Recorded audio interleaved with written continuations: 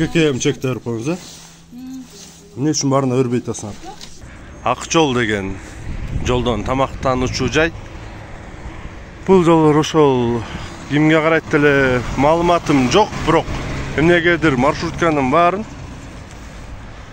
ушул жерге токтотуп тамактандырбаса ошо маршрутканын айдоочуларына дагы штраф салат экен. В общем, айдоочулар деле өзүбүзгө деле жакпайт дейт бияка тамактанганчы. Ошон үчүн вынужден элдин баарын ушул жерге тамактандырганга токтотот. Көрдүңөр мына частный машиналар көп деле жок. Редко эле. А так в основном бустиктердин баарын ушул жерге.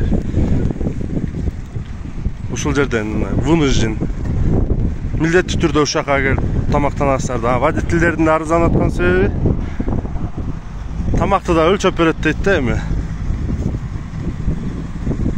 Мына ушул маселени бир өздөрүнүн эркине коюп.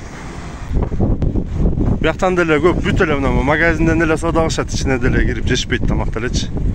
Карасаңар бүт эле магазинден чыгачат. Основном элдер бүт магазиндерде эле. Ичинен деле жешпейт. Ооба. Kökeyim çekti örpünüze. Ne üçün barına örbeyi tasar? Siz surabasa delе örüşер керек да негизичи.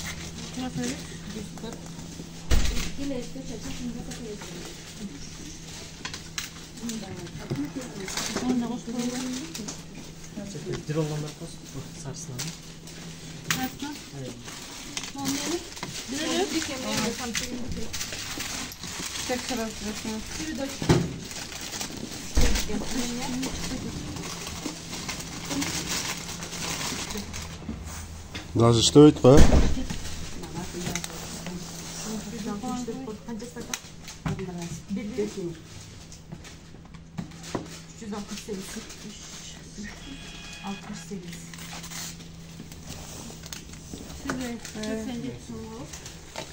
Мына налоговыйлар ушундай жерлерде эле текшергиле да мына массовый канча киши келип атат полный маршруткалар менен.